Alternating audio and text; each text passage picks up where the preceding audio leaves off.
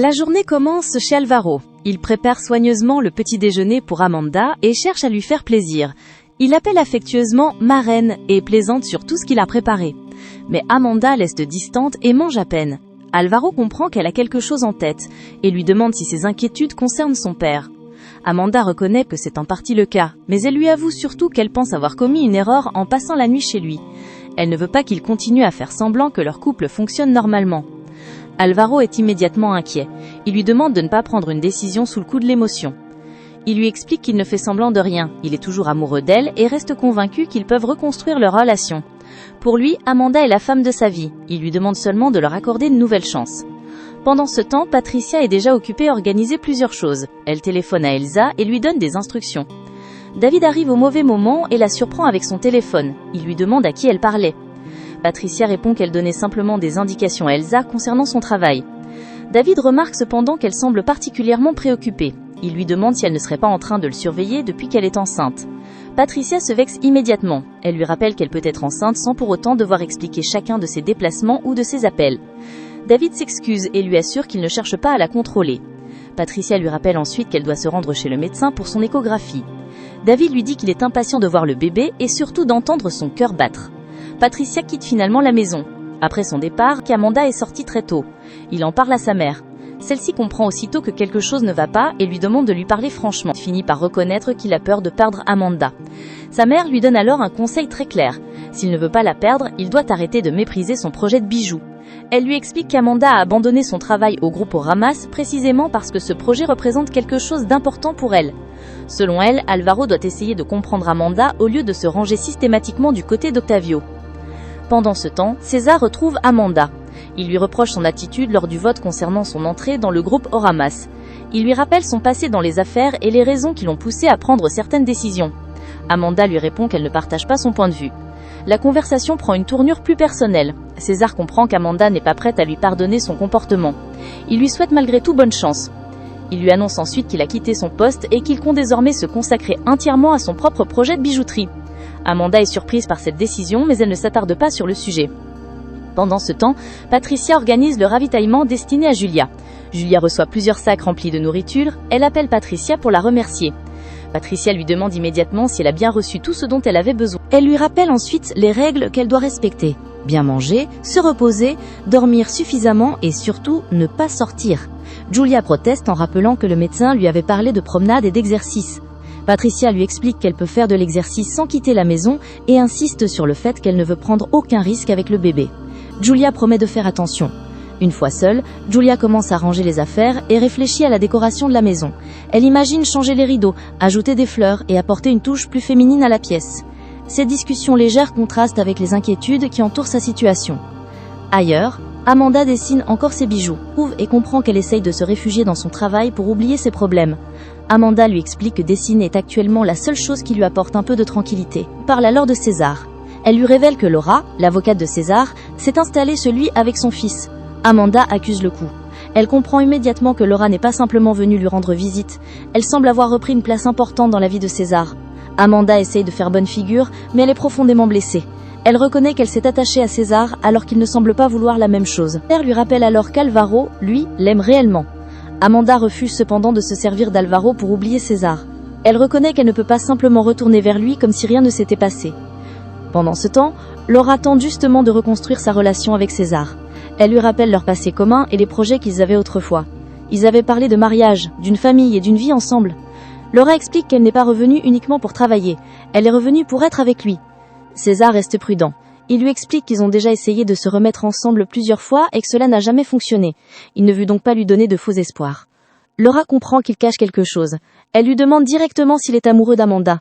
César nie, mais Laura ne croit pas à son explication. Elle lui fait comprendre qu'elle voit très bien ce qui se passe. Il prétend avoir tourné la page alors qu'il est toujours attiré par Amanda. De son côté, Patricia arrive chez le docteur Garay pour son échographie. David et Octavio la rejoignent afin d'assister à ce moment important. Octavio est particulièrement heureux. Il apporte des fleurs et se montre impatient de voir son futur petit enfant. Le docteur commence l'examen. Tout le monde regarde l'écran avec attention. Puis, le médecin leur montre une petite image et leur explique qu'il s'agit encore d'un embryon très jeune. Soudain, les battements du cœur sont perceptibles. David et Octavio sont bouleversés. Octavio ne cache pas son émotion. Il plaisante déjà sur le caractère du futur bébé et se réjouit à l'idée de devenir grand-père.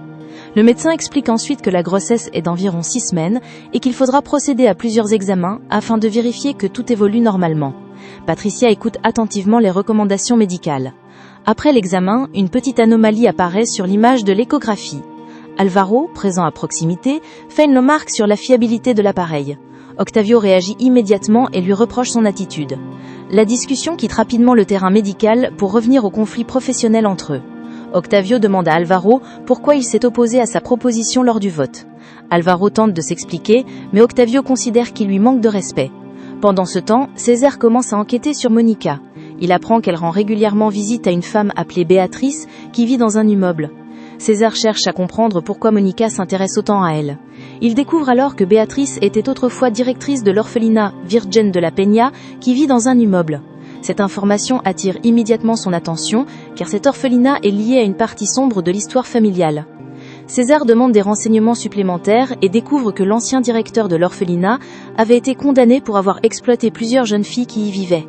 Il se demande alors si Monica n'aurait pas été l'une de ses victimes. César demande à Humberto de poursuivre les recherches. Il veut connaître toute l'histoire et surtout comprendre le lien entre Monica et Béatrice. César poursuit son enquête et découvre finalement une information capitale. Monica aurait bien été l'une des victimes de l'ancien directeur de l'orphelinat. Mais l'affaire devient encore plus inquiétante lorsqu'il apprend que Saúl Garza, le frère de Monica, avait été condamné pour le meurtre de cet homme. Saúl est ensuite mort la même nuit que le père de César. César refuse de croire à une simple coïncidence. Il commence à soupçonner que les deux décès pourraient être liés et qu'Octavio pourrait avoir joué un rôle dans cette histoire. Il décide alors de découvrir la vérité, quel qu'en soit le prix. Pendant ce temps, Amanda retrouve Alvaro. Elle lui parle franchement de ses doutes concernant son projet de bijoux. Elle craint d'avoir investi trop rapidement dans une activité qui pourrait finalement échouer. Alvaro ne se moque pas d'elle cette fois. Au contraire, et lui conseille de chercher un financement extérieur si Octavio continue de s'opposer à elle. Il lui parle du Banco del Mar, qui soutient notamment les petites entreprises et les jeunes entrepreneurs. Amanda décide d'essayer. Peu après, elle reçoit l'appel qu'elle attendait. Son crédit est accepté par le Banco del Mar. Amanda est folle de joie. Elle appelle immédiatement Alvaro pour lui annoncer la nouvelle.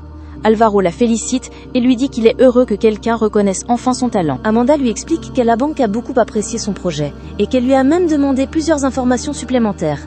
Alvaro fait semblant d'être surpris, alors qu'il sait parfaitement pourquoi le dossier a été accepté. Plus tard, Amanda fête cette réussite avec Marie-Claire. Elle montre ses créations et savoure enfin une victoire personnelle. Marie-Claire lui demande cependant quel établissement bancaire a accepté son dossier. Lorsqu'Amanda répond « le Banco del Mar », Marie-Claire commence à comprendre. Elle lui demande si Alvaro pourrait être impliqué. Amanda commence elle aussi à faire le rapprochement.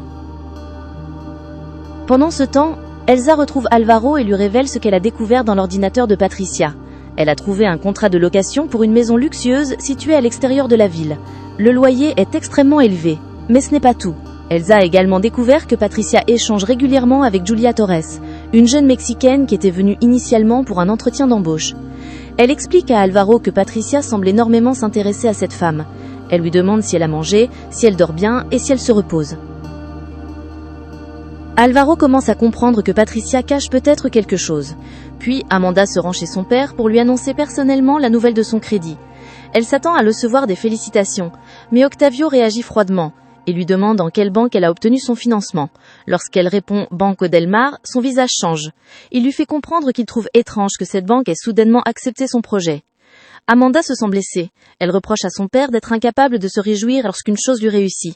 Elle lui demande de reconnaître qu'elle est capable de réussir par elle-même. Octavio refuse de céder. Il lui fait comprendre qu'il doute que ce crédit ait été obtenu uniquement grâce à son projet. Après le départ d'Amanda, Octavio convoque Alvaro.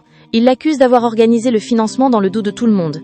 Alvaro reconnaît avoir déplacé les salaires concernés vers le Banco del Mar et avoir facilité le contact entre la banque et Amanda. Octavio est furieux. Il lui rappelle qu'Alvaro travaille pour lui et non pour Amanda.